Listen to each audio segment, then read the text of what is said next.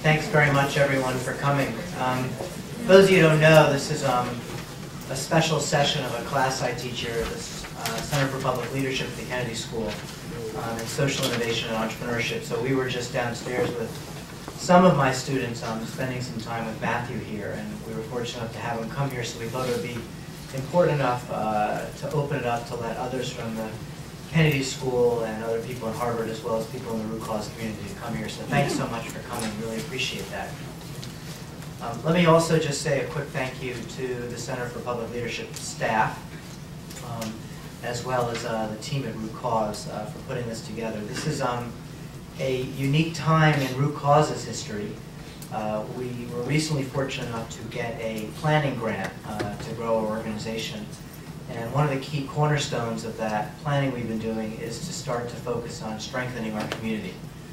We've had a very fragmented community that's come together in disparate ways, and thought it was important to try to get more organized about that. And one of the ways to do that is to do two things we're doing tonight. One, bring speakers like Matthew Bishop to town to talk about important trends that we see that are critical to the way we think about philanthropy and innovation and investment. And two is to start to form more partnerships. Tonight's event is co-sponsored between the Center for Public Leadership and Root Cause, and that's a first for us as well, so we're very proud to be doing that. I don't believe that while the economy right now is struggling and limping along, that there could actually be, from my perspective, a better time for this conversation.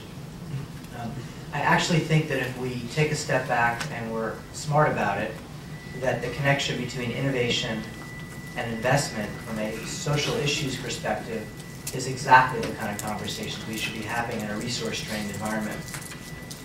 I would go so far as to say is that issues such as the environment, energy, workforce development, and education are the cornerstone issues that if we don't get a better handle on, we will not see the likes of the kind of wealth generation and growth in the economy that we've seen in the last 10 to 20 years. And so with that, that there's possibly an opportunity here for the United States to take a leading role in social innovation and how we think about investment at the same time. So when I had the opportunity to meet Matthew, which was about a month ago at what was the first ever Social Capital Markets Conference, never before had there been that, and let alone what that term even means to many people, I immediately went up to him and introduced myself and asked him if he would come to Boston, and he graciously said, sure, I'm happy to come.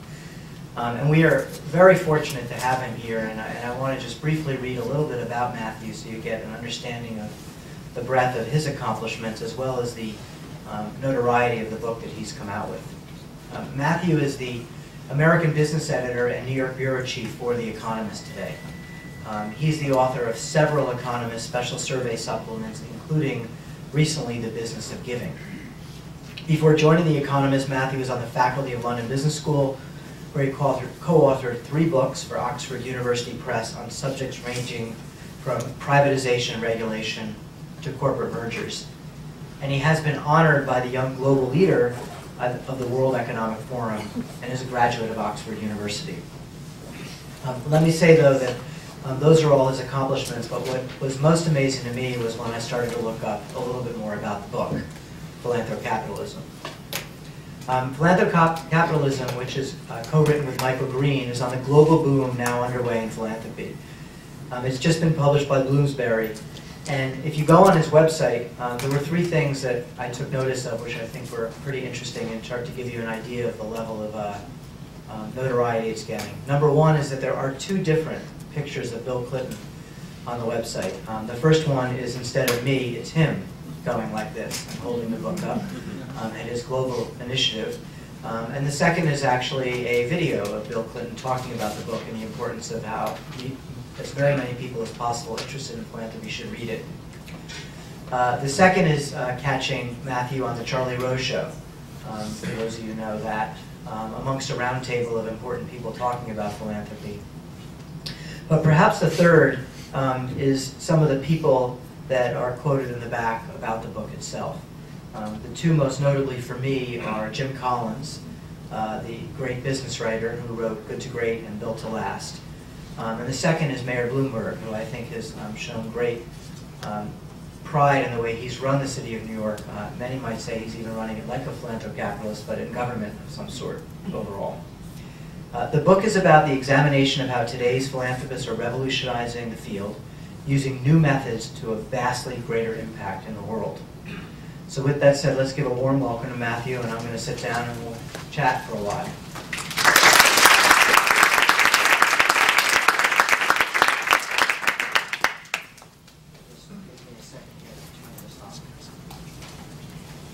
I also should have mentioned, by the way, that at the end of tonight, I don't know if everyone's gotten one, but we will be raffling off 10 of these books to people in the crowd, which is quite exciting.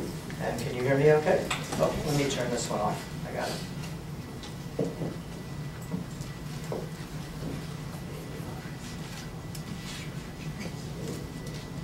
Where is that? You got to turn it off? Okay. So Matthew, maybe we could start by you sharing with me. I mean, what is a philanthrocapitalist? Why is it different than a traditional philanthropist? Philanthrocapitalism, we've got two definitions. There's a big definition and a micro definition. The big definition is that in capitalism, throughout the history of capitalism, every time there's a period of extraordinary wealth creation driven by innovation, you see some of the most successful innovators who make the big fortunes start to invest in the social movements that address the big social challenges of the day. And when I started out in the book, I hadn't realized quite how that seems to be a repeating cycle throughout history. But you go right the way back to the Tudor period, as we do in the book, in Europe, where the first capitalist fortunes were made. And you start to see the successful business people of the day invest in things like new forms of education and healthcare and so forth. At the micro level, what's striking is that have we got instructions? I think we want you want us to stand because no one can see us. Okay. So at the micro level, by a philanthrocapitalist, we really mean people who are being businesslike in their approach to giving. I think there are two sorts of giving in the jargon. One is sort of expressive giving, where you write a check to say something about yourself. So let's say you are a believer in a religion that says you must give 10% of your income away in order to be a virtuous person. So by putting your 10% away, you feel virtuous in some sense, regardless of what happens to the money and whether the money makes any difference to anybody. It's just the act of giving in itself being a good thing to do. The other sort of giving is instrumental giving, where you're giving to achieve a purpose. For me, the philanthrocapitalists are those who are saying, we're trying to make our money make a difference. We're more concerned with the results of the giving than the actual act of giving. And we're going to use our business brain to actually figure out how to make that money as effective as possible, rather than just having made our money with our business brain, switching our brain off and just letting our heart run away with ourselves and not actually make sure the money really does make a difference. So the philanthrocapitalists are those who use that business brain. And they're not necessarily a new phenomenon because, as I say, throughout history there have been periods where philanthropists have come out of the business world and have applied their business brain. I was contrasting, to some extent, the philanthrocapitalists with the established foundations, who we often think of as the main philanthropy, the Ford Foundations and Carnegie endowments and so forth, which have often become bureaucratic organizations. I'm not particularly singling those two out for criticism, but they're not driven by the entrepreneur that made the money in the first place, and they tend to be professional people who run them and naturally become much more sort of cautious and risk averse in their behavior. So when you thought about writing the book, if I understand correctly, maybe tell us a little about the story of you with Gates and Buffett and how that transpired.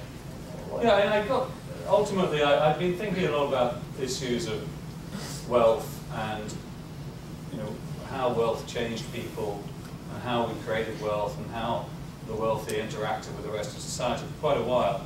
And I had, during the dot-com boom in the late 90s, early part of this decade, had interviewed a lot of people who'd made money very quickly and discovered there was this concept called sudden wealth syndrome, whereby people suddenly felt completely disorientated by making lots of money and lost all sense of purpose in their lives. And who wants that problem? Yeah, it's terrible. And I'm sure there's therapy for it, but anyway, it's, they found that giving was one form of therapy, actually, to dealing with their sudden wealth. But in the course of that, I interviewed Bill Gates for the first time, and I hadn't, until I'd interviewed him, really understood that the extent of his ambition. I mean, he really did feel there were 15 diseases that were killing many millions of people each year, that he personally had the ability to, through his philanthropy, end that suffering, end those diseases, and that it was something he was determined to do. And this sort of blew my mind a bit in terms of, I had never understood this to be that serious a force. I kind of thought of it more as a hobby for wealthy people rather than something fundamentally with the potential to transform how the world is in a big way. And then in 2006, I was lucky enough to be invited to the New York Public Library, where Warren Buffett came on stage and said, I'm going to give away most of my fortune. He wrote letters of $1 billion to each of his 3 children, and then another $1 billion to his wife's foundation, his late wife's foundation. And then finally he said the rest is going to go to the Bill and Melinda Gates Foundation. He called Bill Gates out onto the stage, and there you had the 2 richest men in the world standing on a platform saying, we're going to give away most of our money, and our plan is to make, to tackle some of the most intractable problems facing the world that governments have really not got to grips with, no one else has got to grips with. We're going to solve that problem. And I just thought this is a unique moment in history. I need to provide this is an opportunity to research it, to know the context of this, to understand why they're doing that, to see whether this is part of something more broad, reflecting more people than them, thinking the same way. How does this relate to our traditional ways that we think about how society goes about solving huge problems, whether it be government or business or charity, traditional charity or whatever. And are they going to succeed ultimately? What do they have to do to succeed? And so with that incentive, I set off to research this book, and it amazed me how little the story has been told. I went, normally the first thing you do is go and look at the literature, and there's very little that actually reports what's been going on. And so I came to understand that philanthropy has had a much bigger effect through the ages than I'd ever thought about in the emergence of the modern states and societies that we live in. And also that an awful lot is going on with some of those household names that I write about in the book, who I talk to, who really have very, very ambitious agendas about changing the world, and which are at the same time both extremely exciting, because you actually see they have the potential to achieve some of the things they're trying to do, but also challenging to me as a sort of democratic person at heart, who was nervous about the role of billionaires kind of coming in and taking on roles that I would have thought were more the role of the state. Who would you say, so in the book you interviewed quite a number of very wealthy individuals from all over the world. Tell us a little bit about maybe one of the more interesting interviews, maybe one that's sort of puts philanthrocapitalism squarely as you see it, maybe perhaps another one that was maybe had some levity, but you're not sure if it well, Gates, interviewing Bill Gates more recently about his philanthropy was very interesting, because over the intervening years since I first interviewed him, I talked to a lot of people in the global public health field. He'd obviously scaled up his giving on health enormously. And I talked to a lot of people who worked for the World Health Organization, for various government aid departments and so forth, all of whom had come to regard the Gates Foundation as some big kind of monster on the scene that was changing the policies, probably doing things that were against the conventional wisdom. So the general view in the public health field was, don't try and get rid of individual diseases, try and broadly improve healthcare systems in countries. And here was Gates coming along saying, I'm going to end all deaths by malaria by 2015. And they were horrified by this, frankly, and they said, who does he think he is? And this is a bad decision. And so talking to Gates was very, very interesting because, he's incredibly excited by his philanthropy, and it's a slightly mystifying interview because he rocks backwards and forwards as he gets more and more excited. And he was tapping his pencil and sort of metronomically at the same time as well. Because you could really tell he was into this stuff in a big way. And but he says, the point he kept making was that we're incredibly small. It's a tiny little organisation. We're giving away $3.5 billion a year, which is the biggest ever foundation, but is maybe a quarter of the annual New York public schools budget. And so, he left me with this extraordinary awareness that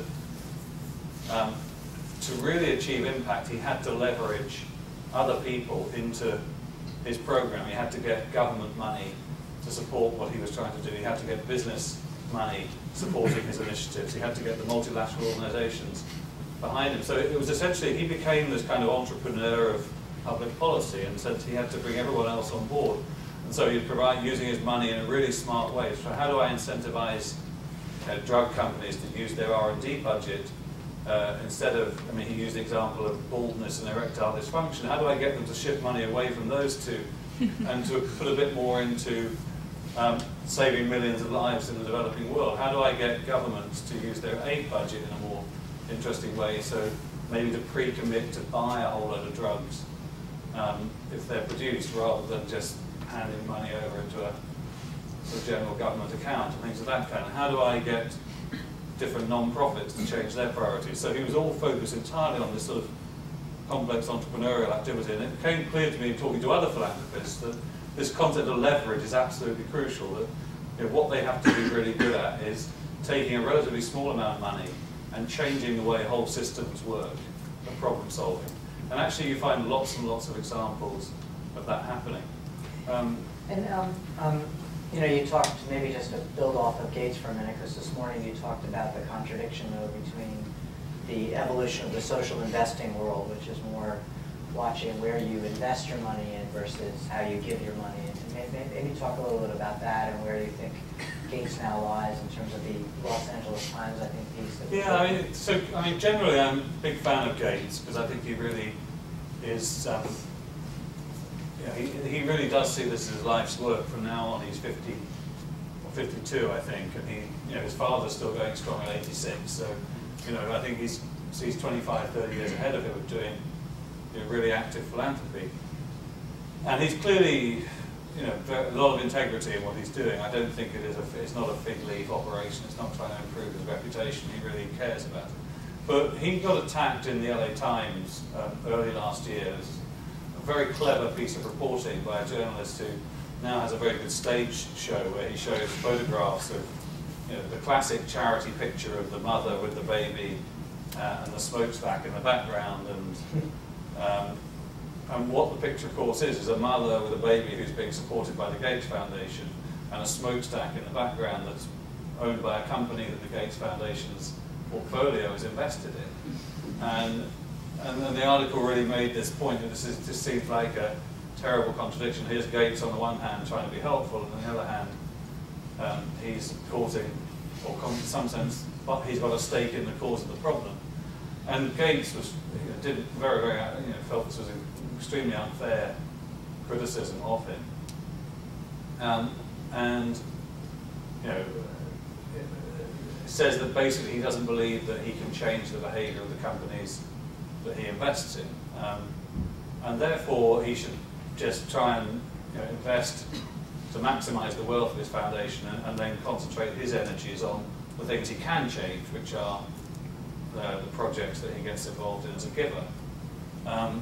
But this is a very a lot of people feel he's now kind of moral. There's some kind of moral question there, and a number of other philanthropists are saying, well, we can't invest in companies that seem to go against the core of our mission, even if we don't believe we can change their behaviour. We just can't be associated with them. And So Jeff Skoll, who was the first chief executive of eBay, has made a number of movies as part of his Philanthrocapitalism, one of which was Inconvenient Truth, Al Gore's movie, and another was Super Size Me, about the problems of fast food. And in making that movie, he realized he had shares in Young Brands, and thought, well, this is kind of an impossible contradiction, so I've got to get that out of my portfolio. So that whole theme of kind of consistency between what you invest and how you invest and how you give is becoming more and more of a theme in philanthropy. And the other thing that I thought we had, I saw Chris Gates on this one, and he said, well, look, one thing we don't invest in is cigarette companies. But he says if cigarette companies were suddenly to sort of stop making cigarettes and make candy, I wouldn't want any credit for that at all, because I don't believe it's my decision not to invest. So he's really kind of pure on this. I mean, it's an intellectual position that he just really doesn't believe the case.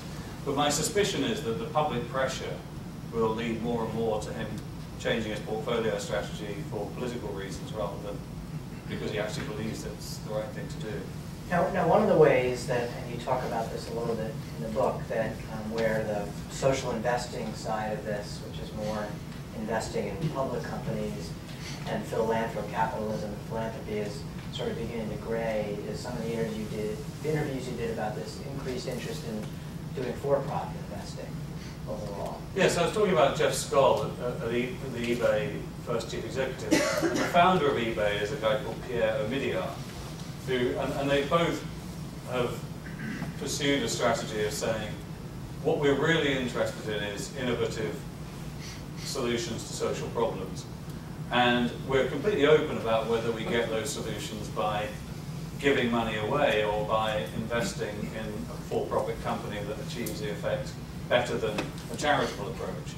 And so they've become both very strongly associated with social entrepreneurs and also very strongly associated with trying to develop for-profit solutions. So some of Skoll's movies are, I mean, for example, Charlie Wilson's War, for example, was produced by Skoll's for-profit filmmaking company. Another of his movies was made by a non-profit organization. And Omidyar is investing, he's given away $100 million to Tufts University Endowment to invest in for-profit microfinance. Microfinance is the great example that both Skoll and Omidyar will point to of here's something that started out as a charitable activity, funding, lending for small groups of mostly women in very poor countries to help them off the very bottom of the poverty ladder. And has over time, people have figured out we've got enough data to see how we can make a profitable business out of microfinance. And so there's now for-profit microfinance that is raising hundreds and hundreds of millions of dollars in capital and therefore reaching many more people with financial services than would have happened if we just stuck with the charitable model. And so some people like Omidyar and Skoll are looking at microfinance and saying, are there other areas where really basic services for the poor, such as clean water supply, basic healthcare, basic education, could also be, you could kind of use philanthropy to nurture the early development of business models. And then once the business model was proven, for-profit money could come in and grow this up to a much bigger scale so that many more people are helped. So that's the positive image. At the same time, those who were associated with the philanthropic era of microfinance, such as Muhammad Yunus, who won the Nobel Peace Prize for his work in this area, are increasingly hostile towards anything that involves making money out of the poor, which they see as sort of fundamentally exploitative. So you have this fascinating ethical and practical debate going on about what are the ethics of using classic business methods to help to provide services to the poor, and what counts as predatory behaviour, exploitative behaviour, and what counts as just sort of a pragmatic, practical, best solution to scaling up very fast. And I think that's a real area to watch over the next few years, and these philanthropists are right in the firing line on that. Well, that was a lot of what the conference we were at together was about, and it seems to me that the whole transparency issue, and we don't really know a lot about exactly what works and what doesn't, and I think you talk a lot about that in the book as well. I mean, do you think there are ways in which we can move in a direction where we can be more transparent with what's working and what's not? I mean, where are we on the evolution of transparency? Yeah, it's interesting. So I mean, most of my career I've been a business journalist, so I'm writing about companies and financial markets and so forth. And I guess my instinct would be that if I moved from that sort of nasty commercial world to looking at the world of virtue, that it would be a much more transparent world where it would be much easier to find out what works and what doesn't, that people would be candid about their failures and constantly open and sort of struggling to evaluate honestly their progress or not towards their goals. And it turns out that none of that is true, and it's the most opaque world that you've ever seen, that no one is really candid about any failures, that there's almost zero data about anything, there's no rigorous analysis of anything, that you know, and you don't even have any sort of real measures of progress at all. So in the for-profit business world, if you don't make a profit, you know you're not making a profit, and you can only sustain that for so long before you go out of business. In philanthropy, you can tell yourself you're succeeding forever, really, until you run out of money, which could take you more than a lifetime. And so one of the things that I am arguing for, and some of the leading philanthropists, to their credit, like Gates again, are pushing for this, and Google and others are also beginning to help in this area, is for a much greater transparency, much greater reporting, much greater, a whole ecosystem of firms that are analysing what works and what doesn't work, so that we can actually know whether all this money, which is often taxpayer subsidised, is actually being put to good use. You know, is this money really achieving anything, or would it be better off if they were just putting the money into the government coffers and the government could spend it on whatever the government wanted to do? So we're calling for I'm calling for a much more transparent world. I'm also arguing that it's in the self-interest of the philanthropists to encourage this, because they can make this a tool to help themselves be more effective. And ultimately, you know, I think politicians are going to look more and more at these big piles of capital that philanthropists control, which have a tax advantage, and say, well, you know, what are we getting for our tax subsidy? And the more philanthropists are able to say, well, here's evidence of how we're making a difference, the harder it's going to be for that money to be touched by the politicians. And if they neglect that, on the other hand, I think it'll just be increasingly regulated as a sector. So one I could sort of imagine if we moved down this transparent role, the government could come in and be the ones to do that. Do you have any thoughts about that? Because clearly we have different government mechanisms in place right now to make the private sector more transparent. Well, I think in general we're at a very interesting point because of the collapse in the financial markets over the past few months. I think the whole future shape of business and its relationship to government and government's role in general is up for grabs at the moment. You know, I think we were in an era of 25 years, 30 years where market liberalization, smaller government, the rhetoric of smaller government was in, the role that private actors played in solving problems was seen as a very good thing to be encouraged. And now we're in a period where the markets seem to have failed. The politicians and governments now feel, you know, they're not so smart after all, we may need people to fix the problem. And, you know, I think a lot of big decisions are going to be made over, you know, what's the tax policy going to be? Are we going to allow people to get very wealthy in the way that we did in the past? Or are we going to make it much harder for them to become wealthy? You know, do we try and spread the wealth around, to coin a phrase, through the tax system? Or do we actually try and create a more voluntary response where we try and say to the rich, you know, here is a way that you can be approved of in society by showing you're giving back. And if you do that, then you know you can expect to have a more favourable treatment from government. I mean, so I think there needs to be a debate about what the unwritten but nonetheless real social contract between society as a whole and the wealthy, the wealth creators, should be. And I'm very worried that we go back to a big government approach that's a dumb big government approach, which is about shutting down wealth creation, about just paying money to the same old solutions that didn't work. Whereas there is an opportunity, even if we are going to go down the route of bigger government, for it to be smarter government that will tap into all this great innovation that's been going on through social entrepreneurs and philanthrocapitalists over the past few years, and to actually bring those people into the tent and help them really improve and transform parts of the public policy system that have been neglected or been stuck in this very uninnovative mindset. And there is, if I'm not mistaken, some talk at the Obama administration about this, I think, in some way. We've done some work down in Louisiana, but what is some of that you're hearing? Are you hearing much about? Well, I mean, there's part of the transition team is looking at social innovation, and many of the people involved in that team have come out of organisations that have been funded by philanthropy and that involve a lot of social entrepreneurs. A lot of that energy is going in around human capital issues, whether it be labour market development or education.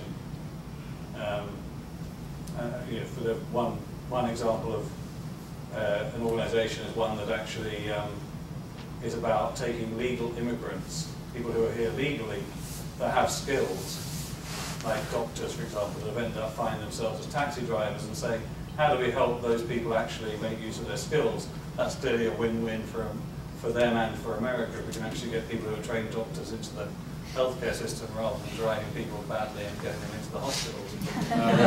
Essentially, that would be the happy outcome. So those sorts of issues are very big. I also think, if you look at this was a point that actually President Clinton made when I interviewed him. He was saying, look, when I became president, there was really no significant philanthropists concerned with foreign policy. There was the Ford Foundation that had obviously been around forever, but they weren't active in a big way in policy issues that he cared about.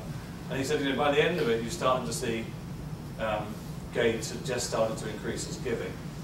If you look at the Bush administration, it's only popular foreign policy initiatives, which is not a long list, but what they are is they've all been driven by philanthropy. So if you take the PEPFAR initiative on AIDS, for example, that was very much the Gates Foundation working behind the scenes to encourage that. The Millennium Challenge Corporation, which has actually been popular with both parties as a way of disciplining the aid process so that aid is provided to governments that are actually showing some ability to implement good economic policy. That came out of Bono working with the Gates Foundation, working with Condi Rice, and then working behind the scenes with politicians on all sides. And so those initiatives have come out of philanthropy. And I think there's a big opportunity for Obama to sit down with some of the leading philanthropists who are focused on foreign policy to say, well, look, how do you guys think you can help our soft power strategy? America desperately needs to remake its image abroad. How do we work together in a more structured way to actually use the advantages that government can bring in tandem with the advantages that philanthropy brings? And so I think you'll see some progress there as well. Do you think there's any lessons learned that Obama can take from Bloomberg? I know he's been extremely active in balancing this role of mayor and philanthrocapitalist in some ways. Yeah, I mean, I think the Mike Bloomberg story, again, is not as well told as it might be. He's really used philanthropy in a very, very imaginative way. I mean, as you make the joke, I mean, I actually describe him getting elected as kind of the first philanthropic plutocrat, because essentially he spent $100 million of his own money to get elected. And I think he makes the case that he is, in some sense, freer as a politician to do the right thing, because he hasn't had to make promises to people for money to get elected. And because he is constrained by all sorts of conflict of interest rules that mean that he can't use that to increase his own wealth, but actually he is genuinely an independent figure. And I think his record in government, by and large, has suggested that he is a great sort of administrator who isn't being driven by, I mean, I'm sure there's some ego there, but he's not being fundamentally driven by corrupt purposes. He's being driven by service. And I think what's interesting is that he has a view that he's developed his time in office, which he's writing into a book at the moment, which is that government has a real problem with innovation, and it's to do with the combination of political coalitions that form around existing policies. So it's always much easier to see the losers when you change policy than it is to see the winners that will arise in future from policy changes. And the short-term horizon of politicians, so that you know you're going to have to get elected in 4 years, so you really don't want to have to spend 2 years fighting a very public row where lots of people say this person is taking away this thing that has benefited us. And so it creates this tremendous risk aversion in politics. So what he's done is adopted this policy of where there's an idea that he thinks is just going to get him into one of those fights because it's so controversial, he will instead get private philanthropy to pay for the first couple of years of the establishment of the policy, the piloting of it. And then if it's worked after 2 or 3 years, he can come to the political process and say, this isn't a new idea, this is an established, proven solution, we can see the value of it, let's put it into the budget now, and either scale it up or just make it part of the regular budget. And so philanthropy comes to play this role of being a kind of risk capital provider in social policy innovation, in government policy innovation. It plays this role of funding the high-risk phase of the innovation at the pilot stage, and then the government budget can take it over and scale it up. So just a couple of examples with Bloomberg. I mean, he's obviously used the charter school movement in a big way to drive higher educational performance in New York public schools, which have, I think, shown the biggest improvement of any major city school district in America over the Bloomberg period.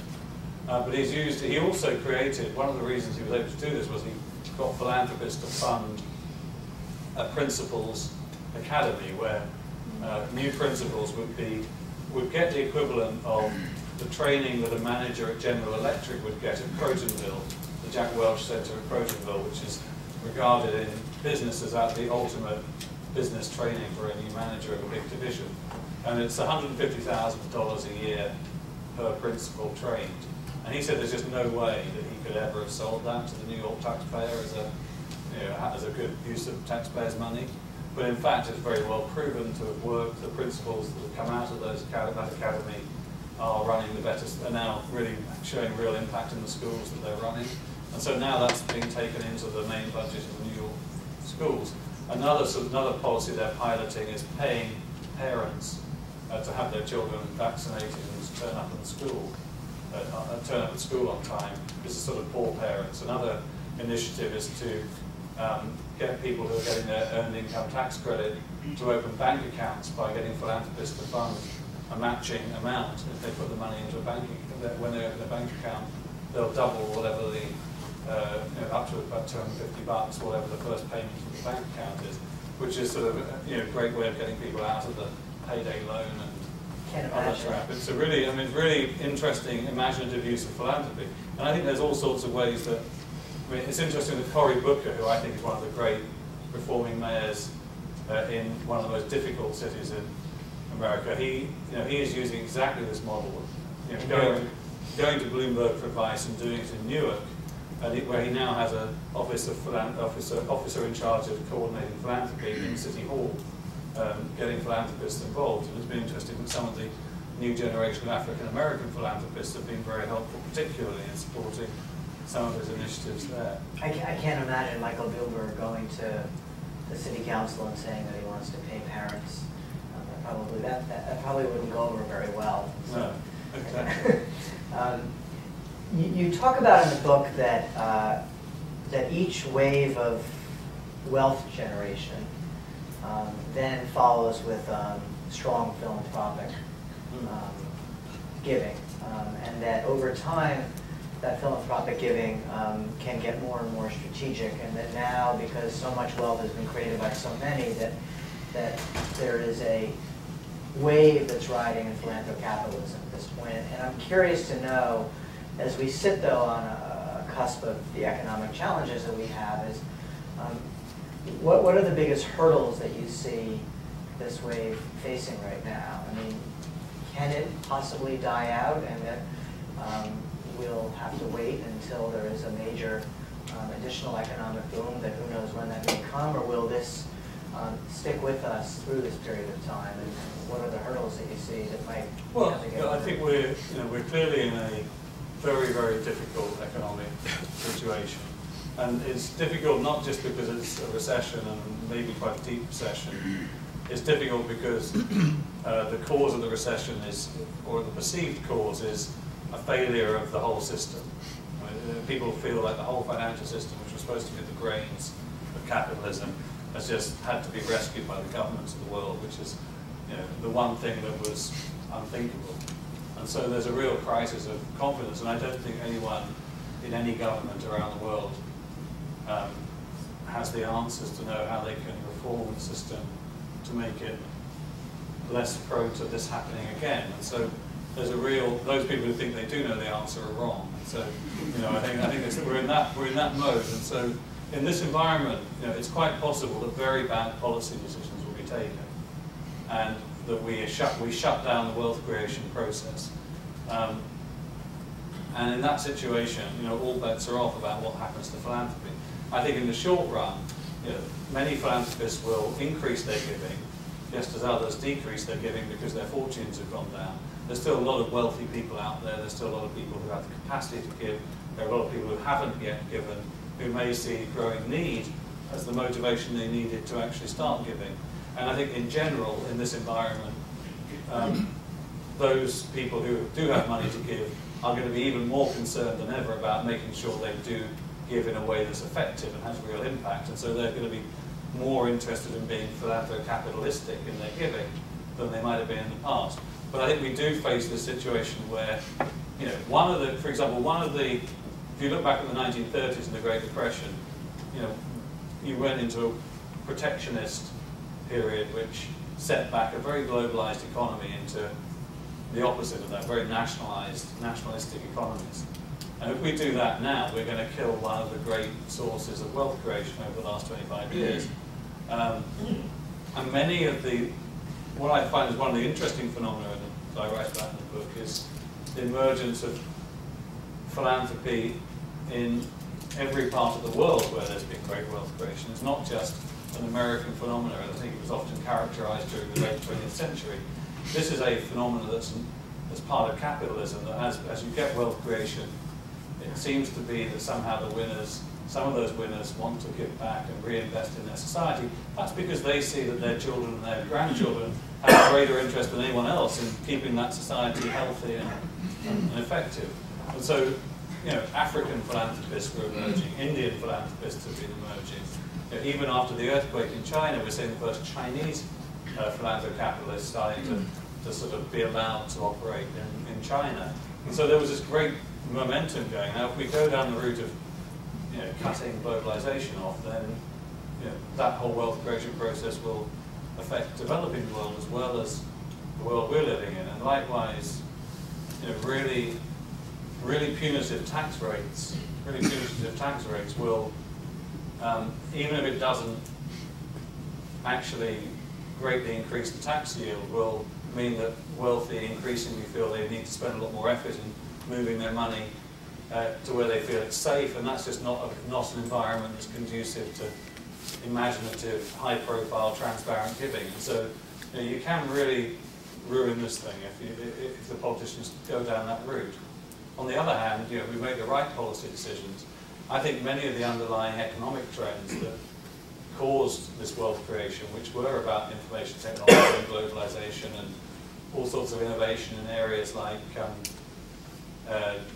biotech and just the general higher standards of education that meant that human capital in general was much greater. All those trends, we could continue with those. There's no reason why all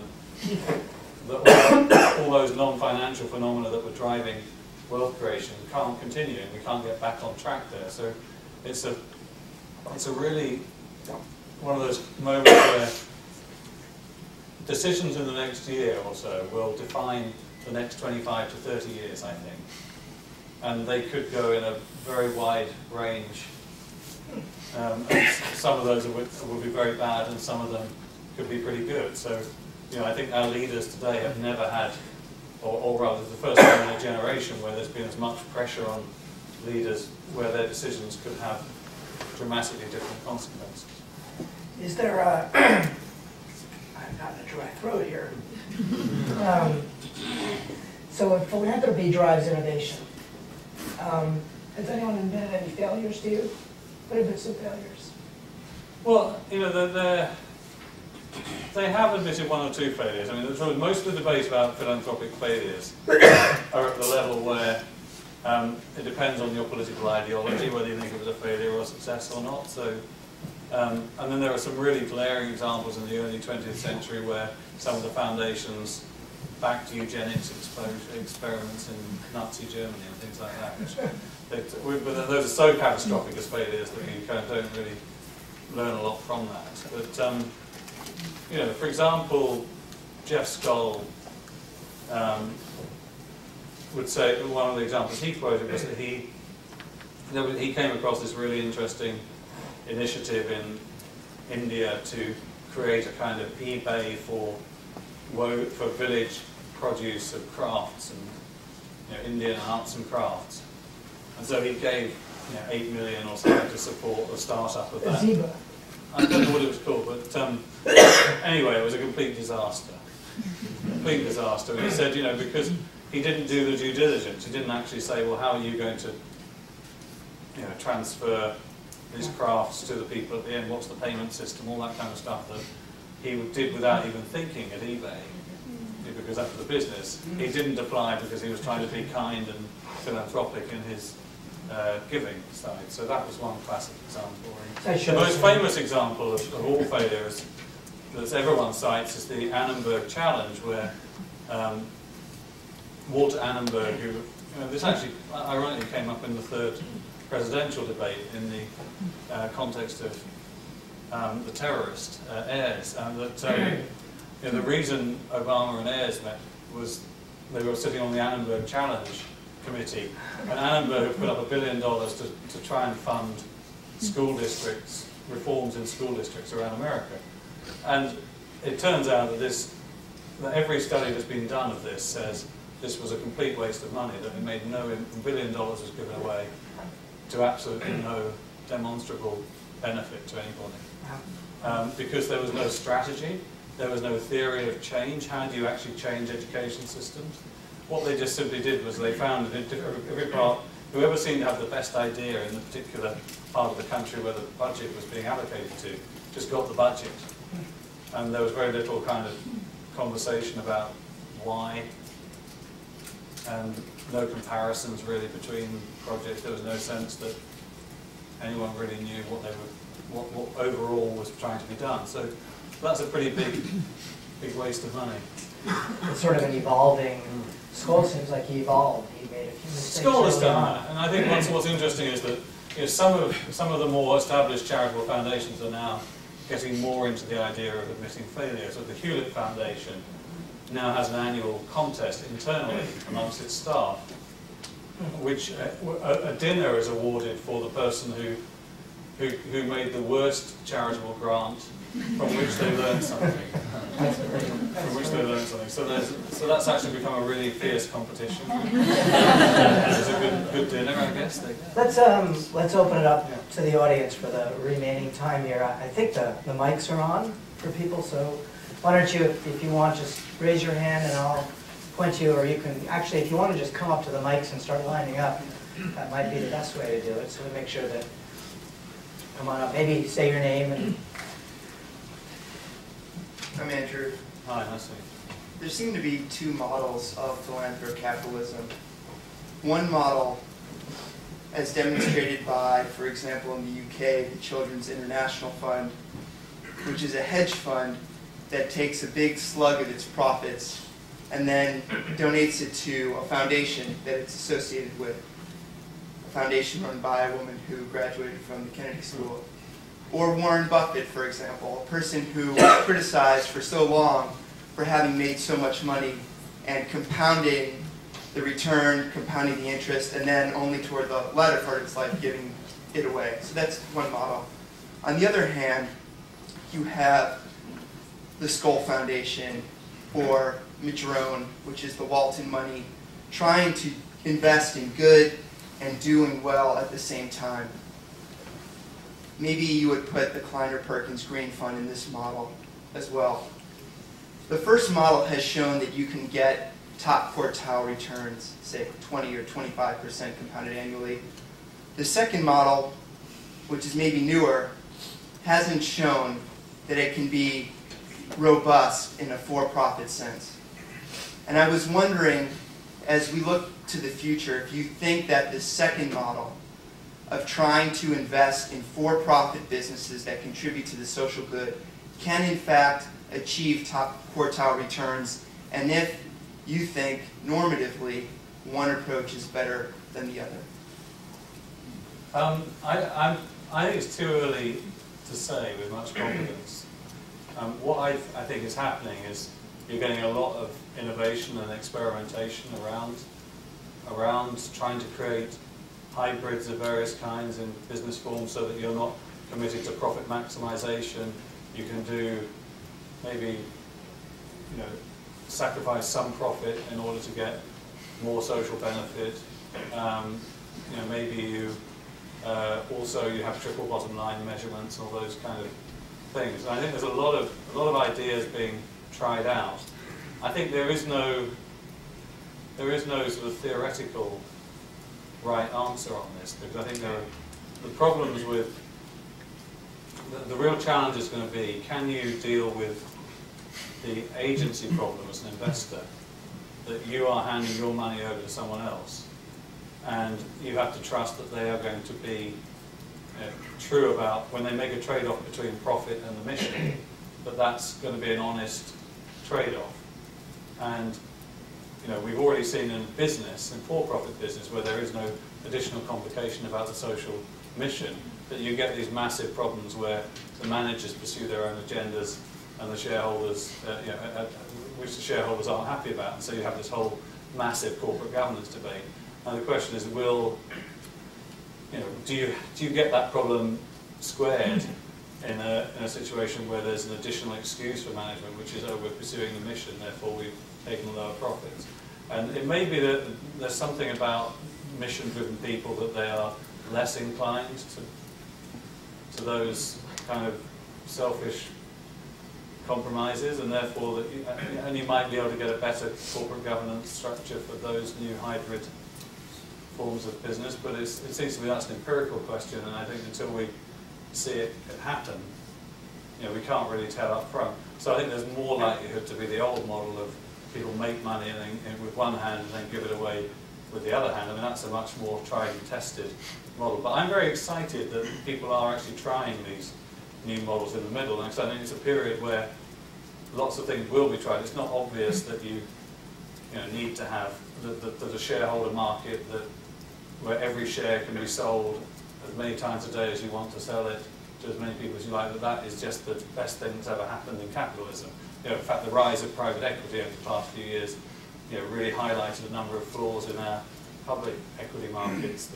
So there is a need to figuring out better ownership structures, and clearly profit can be earned at the expense of social good. So other models that might actually allow you to find ways of curbing your profit instinct in order to help society, are a good thing. So I think we're in a very exciting phase, and we'll watch it very carefully.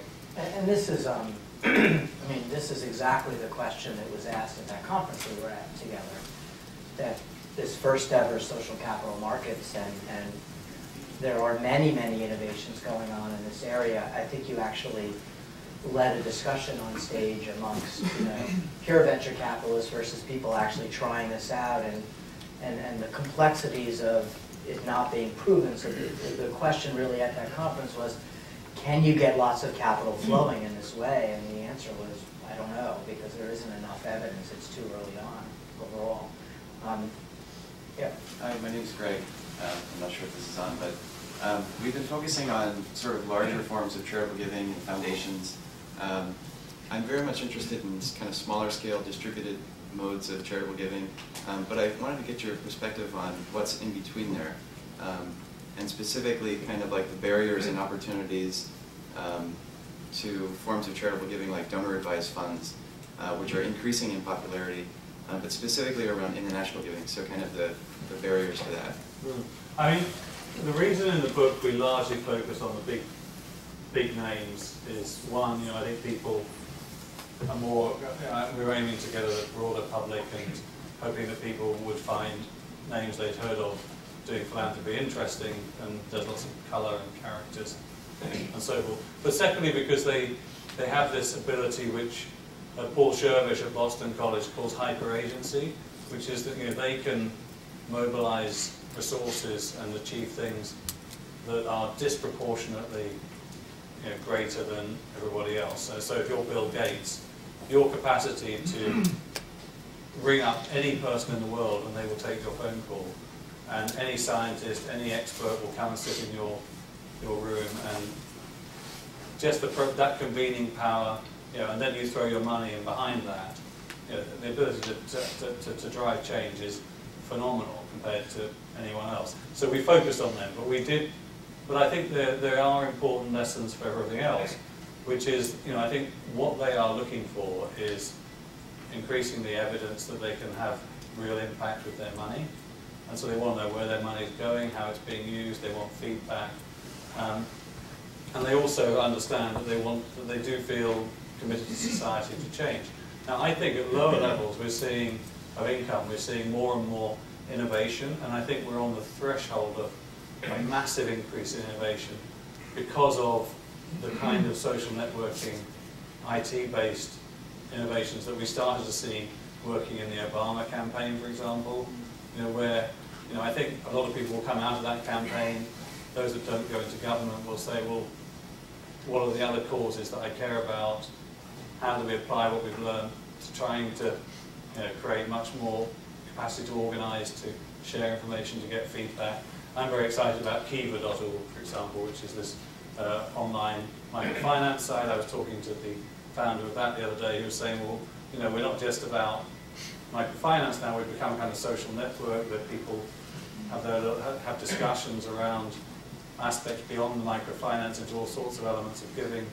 There's much more capacity going to be coming online for the beneficiaries to give feedback to the donors, which is going to be a real shift in the power balance in this whole world. And then at slightly higher levels of income, I think at the moment donor-advised funds are not particularly, it's not clear to me how much they're adding in terms of people's capacity to give effectively. They seem to be quite tax efficient, but I'm not sure whether yet the providers have started to use, to try and actually influence and help people be better givers. I'm much more excited by things like giving circles and organisations like Social Venture Partners, where people come together as a group. They probably put in, say, $5,000, $10,000 a year or something, and they will adopt a particular non-profit organisation, and as a group of them they will work together to mentor and to help that organisation grow.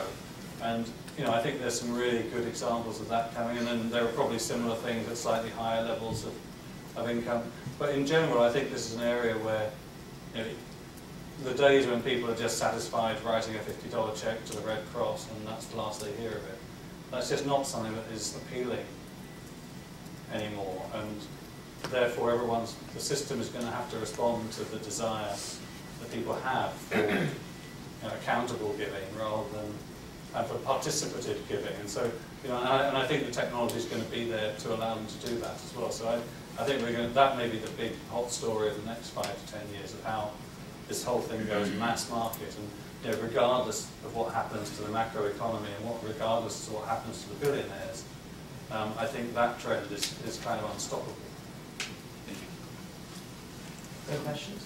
Yeah, come on up. Hey, I'm Sebastian from the MPA program at the Kennedy School. Basically, all the things you told us were very positive today. But you mentioned some small failures, and you gave us some hints at the problems of rich people finding their way into political office. But what about the negative effects on democracy? Like if no longer government solves social problems, but it's rich old white men that solves these problems, there might be no more need for taxation. And if there's no more taxation, there might be no more identification with the government. And you talked about punitive tax rates. So there might be some calls for, let's abolish taxes, if Bill Gates and other people like him and his foundations can solve all our problems. But then there's nobody voting on the agenda of the Gates Foundation. So don't you see some tension rising here? Sorry. It's not just old white men, it's beautiful Hollywood film stars as well. So it's not exclusively that, but I do think there is this there is a real political question. If this gets to the scale, and Gates already, I think, alone, the existence of Gates and probably George Soros and Michael Bloomberg, those three examples alone are already sufficient to make this a live political issue.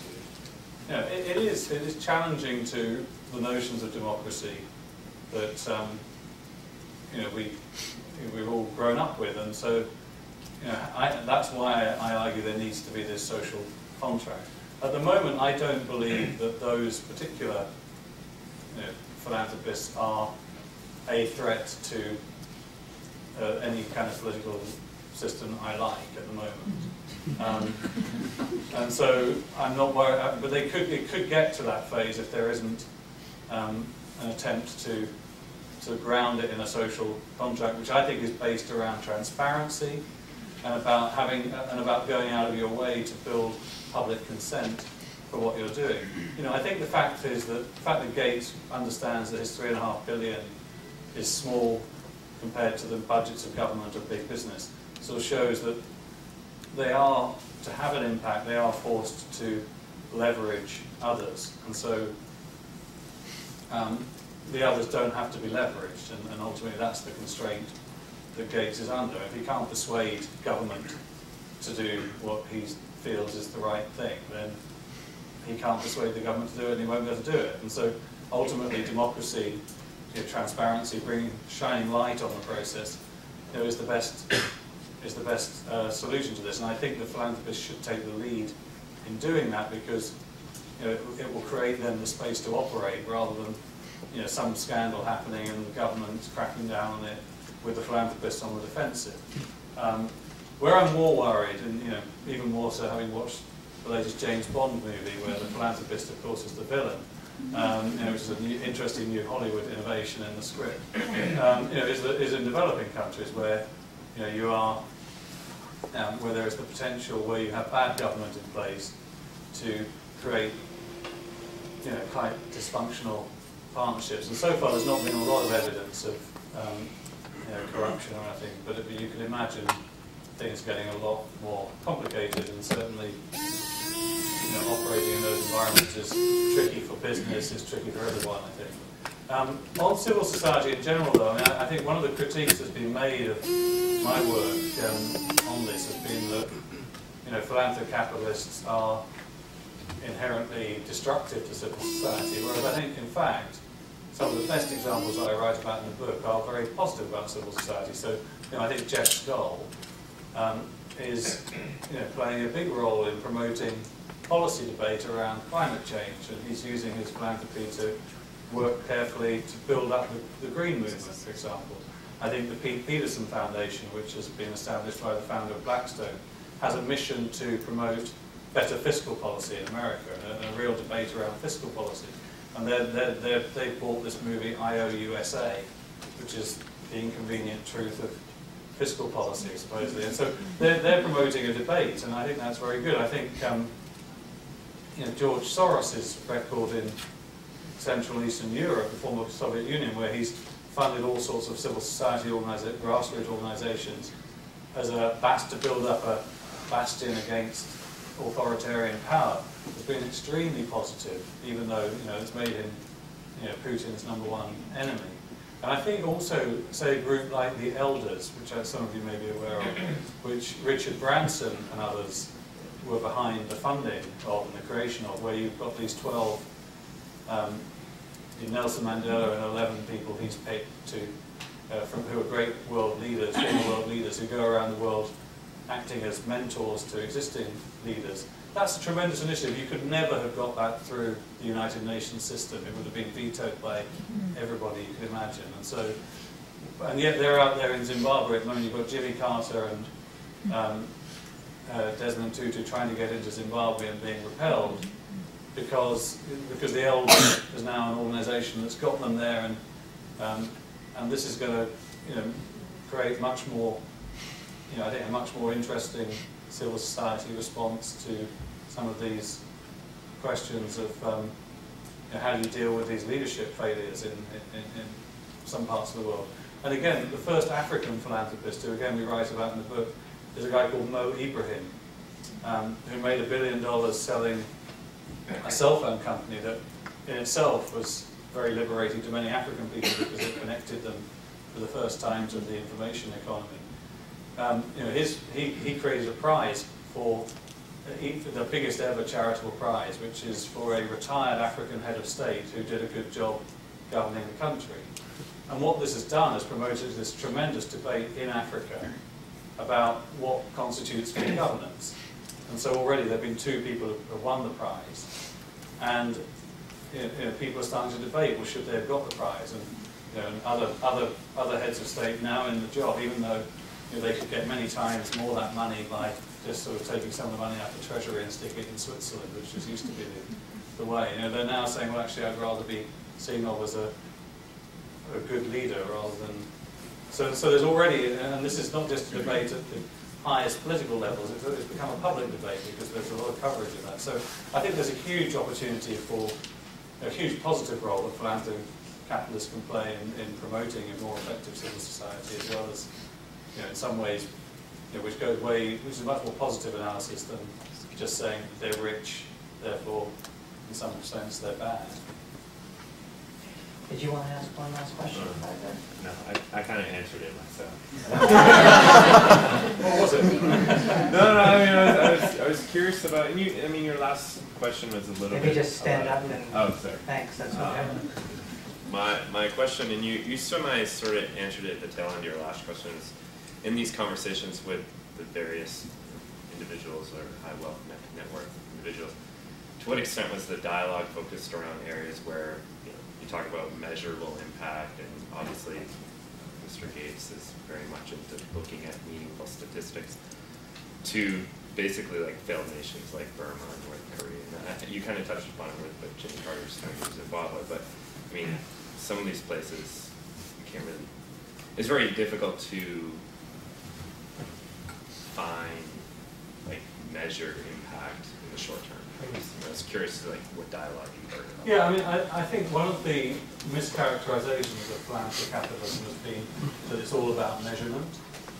I think it's about impact, and some impact is actually very hard to measure progress towards. And so, a number of philanthropists, people have started their philanthropic career, and they've kind of come up with this barrage of metrics, and actually they've realized after a while that it actually, what you can measure is often not what you're trying to achieve. And there's this real mismatch between the ease of measurement and the ease of, and the effectiveness of your strategy. And so, I suppose the greatest example of that is the Betty and Gordon Moore Foundation by the founder of Intel, which is kind of has this legendary in its obsession with metrics. And has finally, I think, this summer decided that it needs to ease up on that, because otherwise it's never going to achieve the kind of impact it wants to achieve. I think that then takes you into a whole set of questions about qualitative measurements rather than using data, and which I think is a more it's a less robust system, but it doesn't. But I mean, all sorts of things. We're used to, in politics or in business, all sorts of decisions are taken on a qualitative basis rather than a quantitative basis. So, if you get the kind of transparency and disclosure that I'd like to see in philanthropy, there's no reason why you can't reach a balanced judgment on whether someone's really made good use of the money or not. That isn't based on, did they every quarter or every 6 months distribute this number of needles to this place or spend this amount here. So I think we're going to move into a more qualitative debate on some of these areas. And Gates has been very interesting. Again, I think very early on he was focusing on measuring vaccinations and so forth, and now he realizes that his real big challenge is to actually change drug delivery systems so that when you invent the drug and get it out to parts of Africa, that not only does the drug get delivered to the person that needs it in a form that is usable, but that actually they have the behavioural patterns established whereby they're going to take the drug in the right way. And so those sorts of things are just, there's no measurement system that's going to help you in that respect. But there are probably data that you can get that will give you some indications of how you're doing, but it's just not, you know, and certainly when you come to the elders, I mean, that's going to be a much more ad hoc judgment as to whether that's worked or not. Let me end with one last question, and then we'll have Alison come up and raffle off these books. But so there are a lot of students in the audience. Many of them are in my class, and many of them have ideas that they'd like to get off the ground. And I think there's been a number of them that asked in class and outside of class, well, how do I access the Philanthrocapitalists? You know, how do I get the money that I need to get my idea off the ground? And so take us inside the head of these people who I assume are representing a wide group of people. And what advice do you have for them, for budding social innovators and entrepreneurs out there to get their ideas and bring them out? Well, no, I do think thinking of the idea in a business-like way is important. So that is, you know, being able to write a business plan for what you're doing in terms of these are our goals, this is our strategy, these are the risks, this is what we hope to achieve by when. Because that's that at least gives you the basis to then have a conversation with someone that has the money to fund the idea in a language that they will understand. I mean, typically someone like Gates is going to want someone with a reasonable track record before he's funding them. So, you know, there are all sorts of angel-type networks that organisations locally to wherever you are will have used to get off the ground. And there is increasingly an infrastructure which is, you know, where one level of funder takes a social enterprise from, you know, the lowest level up to a certain level, and then a new level of funder will come in and take it from the next level to an even higher level of scale or whatever. And so those networks are beginning to be much more widespread. So in New York, the one I know in particular is Echoing Green, which is you know, a very, very high percentage of the staff, the pretty small scale of social enterprises that it backs, you know, succeed. It has a fantastic track record, and so, you know, and then the social enterprises that they cultivate tend to get picked up by bigger donors. So there's very much as in business. I mean, if you were thinking about venture capital and starting a business, you would have exactly the same set of questions. Now, I think probably more work needs to be done in terms of just mapping online. You know, I don't think there is a database where you could just go online and say, I'm in Boston, here's the 3 organisations I would go to. If I had, and that's I think shows that we're still some way from getting this whole industry, the business of giving, up to a level of maturity where it's really achieving what it could do. But you know, I would say that I do think this is all moving in the right direction. I think in 5 years' time, you know, notwithstanding my worst fears about the economy, I still think we're going to be in a world where people with great ideas are going to find it easier to get funding and easier to be given the backing to grow innovative social solutions than I think we've got today. And we're certainly much better today than we were 5 or 10 years ago. So I really do encourage you all to, you know, to pursue your ideas, but to do it in a, you know, in a serious way and expect that you'll be treated seriously if you do that. Lastly, I have a website which I would also encourage you to take a look at, where we do try and blog on some of these issues. And if you think there's a subject we should be looking at, email me. My email is just matthewbishop@economist.com. And the website? The website is philanthrocapitalism.net. At the moment, the comment facility is turned off at the moment because we're trying to figure out how to stop being spammed in a big way. But we will have that on before long. But it usually gets a fresh post every day. So thank you so much for coming out.